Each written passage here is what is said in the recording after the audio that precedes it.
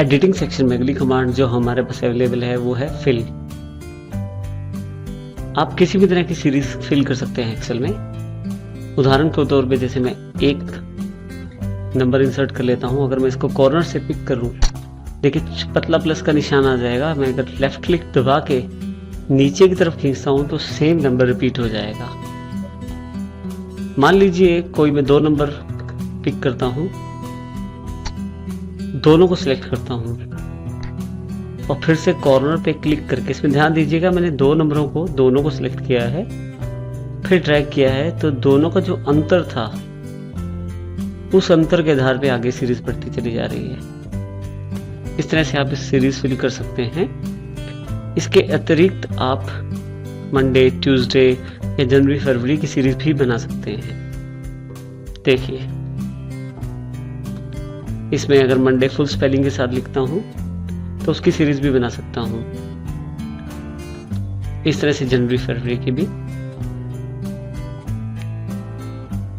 इसके अतिरिक्त मैं इस कार्य के लिए फिल कमांड का प्रयोग भी कर सकता हूं। जैसे देखिए मैंने सिर्फ एक नंबर प्रेस किया और एरिया सिलेक्ट कर लिया जहां तक मैं सीरीज चाहता हूं। फिल के ड्रॉप डाउन बॉक्स पे क्लिक किया, क्योंकि मैंने नीचे की तरफ सिलेक्शन किया है तो डाउन पे क्लिक कर दूंगा।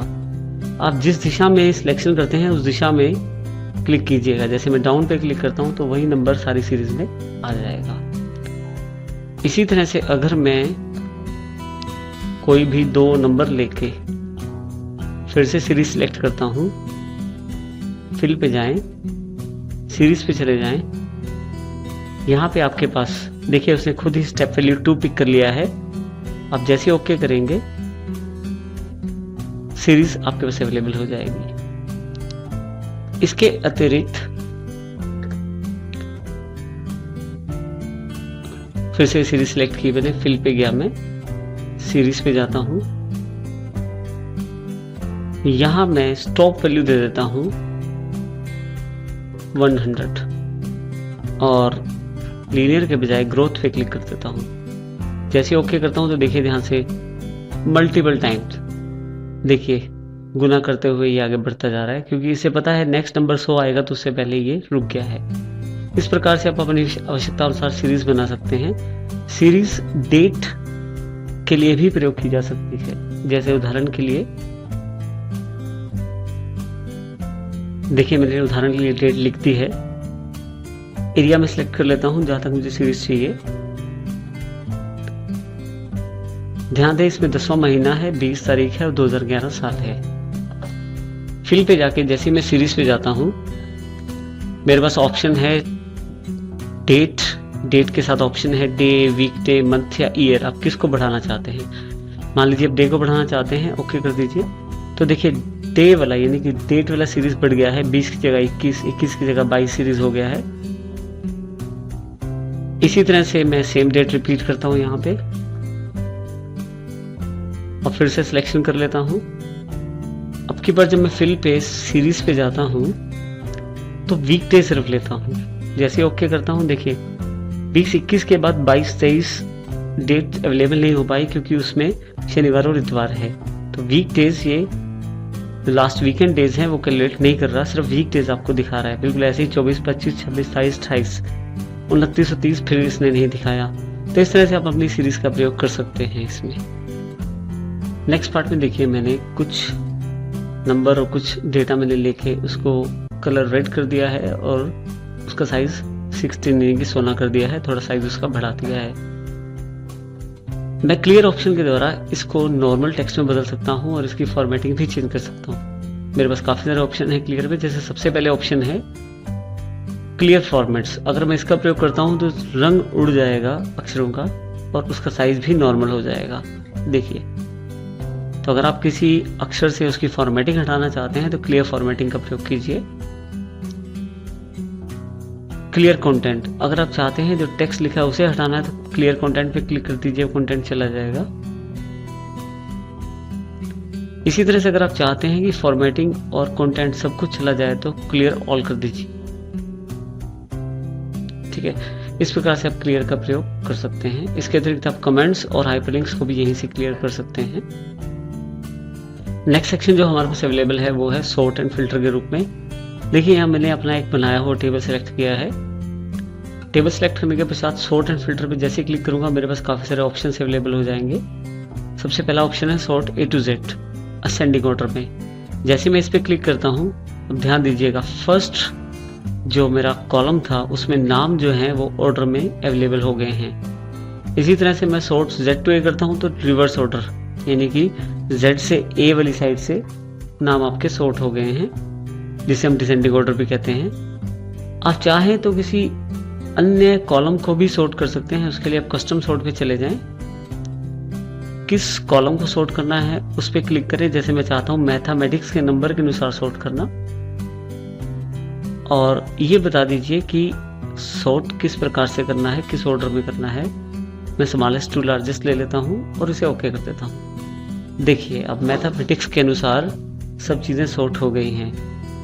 उसी के अनुसार यहाँ नाम भी बदल जाता है, उसी के अनुसार बाकी सीरीज भी इसकी बदल जाती है।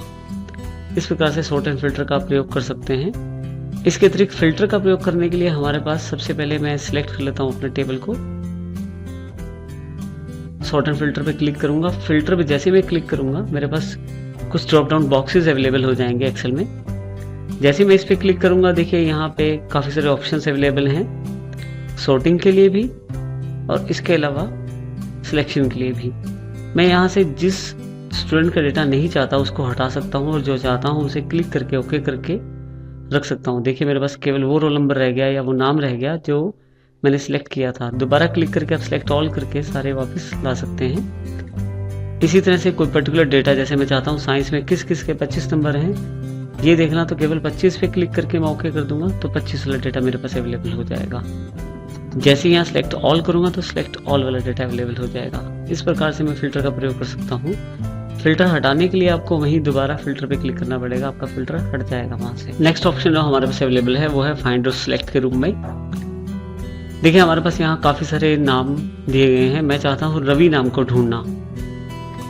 सबसे पहले सेल पे मैंने सिलेक्ट किया, यहाँ से फाइंड और सिलेक्ट पे जाके जैसे ही फाइंड पे क्लिक करता हूँ एक बॉक्स अवेलेबल हो जाएगा जो मेरे से पूछेगा फाइंड वर्ड, किसको ढूंढना है।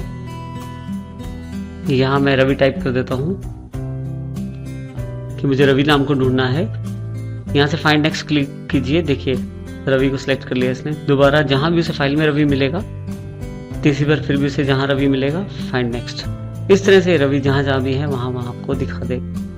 आप यहाँ फाइंड ऑल क्लिक करें तो देखिए सेल के रेफरेंसेस आपको मिल जाएंगे, कौन कौन से सेल पे रवि अवेलेबल है। रवि अवेलेबल है A4 सेल पे, रवि अवेलेबल है H33 पे, रवि अवेलेबल है J106 पे। इस तरह से आप डायरेक्ट इन पे क्लिक करके भी उस पर्टिकुलर वैल्यू पे जा सकते हैं। आप चाहें तो यहाँ से रिप्लेस का प्रयोग भी कर सकते हैं। रिप्लेस में आप चाहें तो ऊपर जो वैल्यू दी है उसको नीचे वाली वैल्यू से बदल सकते हैं। फाइंड वर्ड को आप रिप्लेस विद से बदल सकते हैं। जैसे मैं रवि को यस से बदलना चाहता हूं, अगर आप रिप्लेस करते हैं तो देखिए एक एक वैल्यू रिप्लेस होगा।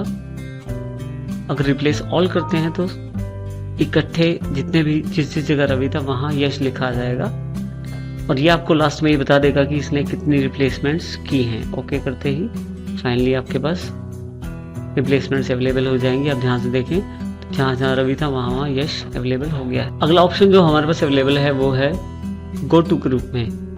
गो टू पे जैसे आप क्लिक करते हैं आप किसी पर्टिकुलर रेफरेंस यानी कि किसी पर्टिकुलर कॉलम या किसी पर्टिकुलर सेल या किसी पर्टिकुलर एड्रेस पे जा सकते हैं। जैसे ही यहाँ पे मैं A10 प्रेस करके ओके करता हूँ, देखिए A10 जो सेल है वो सिलेक्ट हो गया है। इसी तरह से गो टू पे दोबारा जाके मैं यहाँ अगर D5000 सेल सिलेक्ट करता हूँ तो जैसे ओके करता हूँ मेरे पास D5000 सिलेक्ट हो गया है। इस तरह से मैं इसका प्रयोग कर सकता हूँ गो टू का। इसके अतिरिक्त भी हमारे पास फाइंड और सिलेक्ट में काफ़ी सारे ऑप्शन हैं। जैसे आप फार्मूला ढूंढ सकते हैं, कमेंट्स ढूंढ सकते हैं और कॉन्स्टेंट्स और डेटा वैलिडेशन पे भी इसका प्रयोग किया जा सकता है।